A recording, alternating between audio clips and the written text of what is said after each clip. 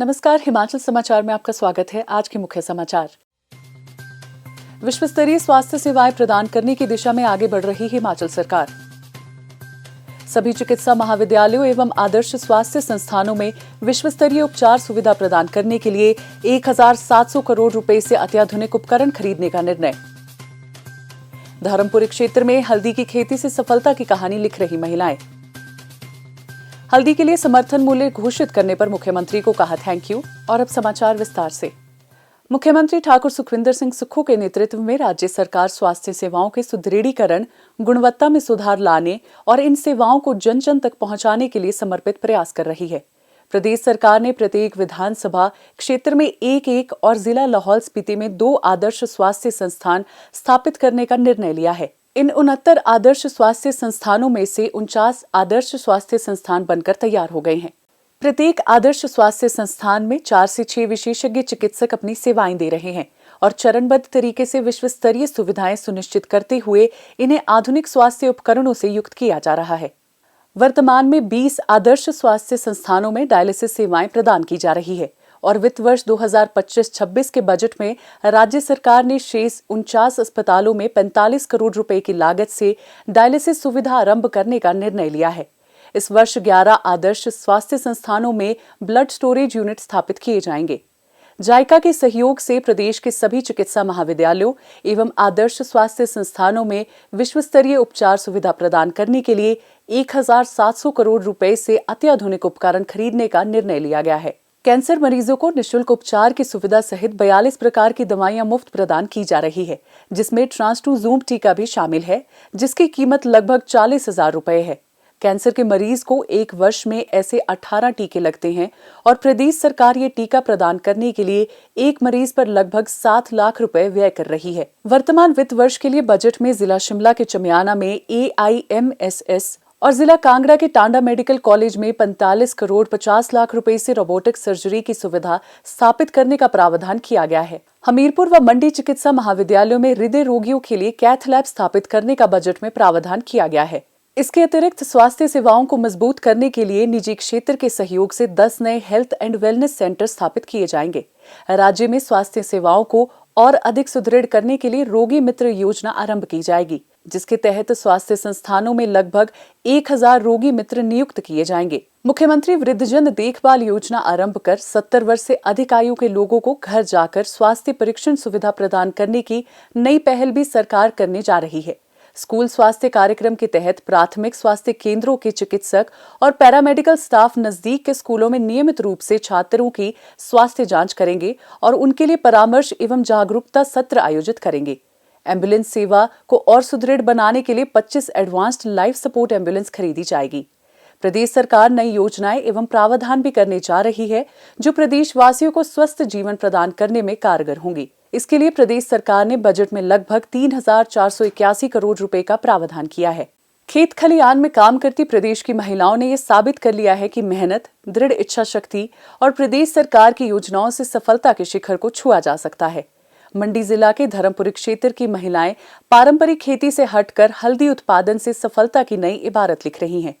प्रदेश सरकार द्वारा हल्दी की फसल के लिए न्यूनतम समर्थन मूल्य घोषित करने से इन महिलाओं के हौसले और भी परवान चढ़े हैं। वर्तमान में 35 रुपए प्रति किलोग्राम की दर से हल्दी बेच रही महिलाएं अब 90 रुपए समर्थन मूल्य घोषित होने पर आय में लगभग 3 गुना बढ़ोतरी से गदगद हैं और इसके लिए प्रदेश सरकार का आभार भी जता रही हैं। हाल ही में जो हमारे हिमाचल सरकार के मुख्यमंत्री सुखविंदर सिंह सुक्खू जी का मैं धन्यवाद करती हूँ। बजट देखा हमने तो हमें किसानों के मैं तो खुशी की लहरी दौड़ गई। जैसे उन्होंने जो प्राकृतिक मक्की है, हमारी गेहूं है, प्राकृतिक तरीके से उगाई गई, उनका मूल्य मक्की का 40 रुपए और गेहूं का 60 रुपए किया। और सबसे खुशी की लहर तो हमें तब दौड़ी जब हमारी हल्दी का मूल्य उन्होंने 90 रुपीज कर दिया। सीएम साहब का बहुत बहुत धन्यवाद करना चाहते हैं कि उन्होंने हम किसानों के बारे में इतना सोचा। विकासखंड धर्मपुर के तनिहार गांव की कमलेश कुमारी इन्हीं मेहनतकश महिलाओं में से एक है। उनका परिवार पीढ़ियों से पारंपरिक खेती कर रहा था। रबी और खरीफ के फसल पर मौसम की मार के अलावा जंगली जानवर फसलों को नुकसान पहुंचाते थे। इस कारण उन्होंने खेती करना लगभग छोड़ दिया था। FPO धर्मपुर से जुड़ने के बाद 3-4 खेतों में हल्दी की बिजाई शुरू की। उन्होंने गांव की महिलाओं के साथ जय बाबा कमलाइया स्वयं सहायता समूह का गठन किया, वर्तमान में इसमें 6 महिलाएं काम कर रही हैं। सभी महिलाएं स्थानीय प्राकृतिक उत्पादों से अचार बनाती हैं। महिलाएं प्राकृतिक पद्धति से उगाई गई हल्दी का उपयोग करती हैं। श्री अन्न महिला प्रोसेसिंग सेंटर घरवासड़ा स्वयं सहायता समूह से जुड़ी सरोजनी देवी ने बताया कि वे 2 वर्षों से जैविक हल्दी की खेती कर रही है। सभी सदस्यों ने 3 से 4 बीघा भूमि पर हल्दी की बिजाई कर दी, जिससे 1 साल में अच्छी पैदावार हुई। हमारा जो है यहाँ का मेन था हमारा जैविक हल्दी का। तो जैविक हल्दी हम 2 साल से ये काम कर रहे थे। हमारे खेतों में पहले मक्की, गेहूं और ये रागी वगैरह बीजते थे। तो बारिश की वजह से या बंदरों की वजह से बहुत हमारे को कम मिलती थी उसकी, हमारे को जैसे मेहनत करते थे हम। तो इसी कारण एफपीओ ने बताया कि ये हल्दी का कुछ आया है प्रोजेक्ट, तो हल्दी जो है वो अच्छे दामों में बिक रही है बाहर। तो हमने सभी ने क्या किया कि भाई 3-4 बीघे में अपनी अपनी बीघों में जमीन में हमने हल्दी बीज दी है। उससे हमारी जो है 1 साल में उसमें बहुत ही अच्छी ये आई, उसमें मेहनत हमारी। ये हमारे जो ग्रुप है ये काम कर रहा है, उसमें जैसे कटाई, सुखाई, पिसाई, पैकिंग वगैरह सब कुछ। तो उससे हमारा ये है कि जैसे हमारे घर के काम भी साथ साथ चले रहते हैं और हमारी जो इनकम है वो भी हमारे बढ़ रही है। जैसे सालाना का 1-1.5 लाख रुपया जैसे हमारे यूनिट को मिल जाता है, तो उससे हमारा जो है घर वालों के साथ हमारा कंधा से कंधा मिलाकर हम उनका सहयोग भी करते हैं, जैसे बच्चों का भी और घर का खर्चा भी। जैसे हमारे गांव वासियों ने भी ज्यादातर ये जैविक हल्दी का ये बंदरों की डर से बाकी और तो खेती छोड़ दी है, लेकिन जो हमारी जैविक हल्दी है वो सारों ने अपनी जमीन में बिजाई है और उसकी हमने वो निकाली। उसका हमें इतना फायदा हुआ कि हमारे गांव में कम से कम 20 से 25 क्विंटल जो है हमारे गांव में इकट्ठी हो गई।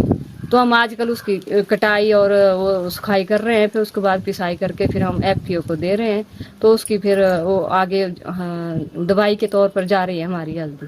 कमलेश कुमारी और सरोजनी देवी का कहना है कि मुख्यमंत्री ठाकुर सुखविंदर सिंह सुक्खू और प्रदेश सरकार द्वारा हल्दी के लिए न्यूनतम समर्थन मूल्य 90 रुपए घोषित होने से इसका सीधा लाभ किसानों को मिलेगा और खेती छोड़ चुके किसान फिर से खेतों की ओर रुख करेंगे। हिमाचल समाचार देखने के लिए सब्सक्राइब करें यूट्यूब चैनल हिमाचल समाचार, लाइक करें Facebook page information and public relations department Himachal Pradesh और सीएमओ हिमाचल, फॉलो करें एक्स @DPRHP और सीएमओ हिमाचल, फॉलो करें इंस्टाग्राम @DIPR हिमाचल और सीएमओ हिमाचल, विजिट करें वेबसाइट www.himachalpr.gov.in। इस अंक में इतना ही, कल फिर होगी मुलाकात। दीजिए इजाजत, नमस्कार।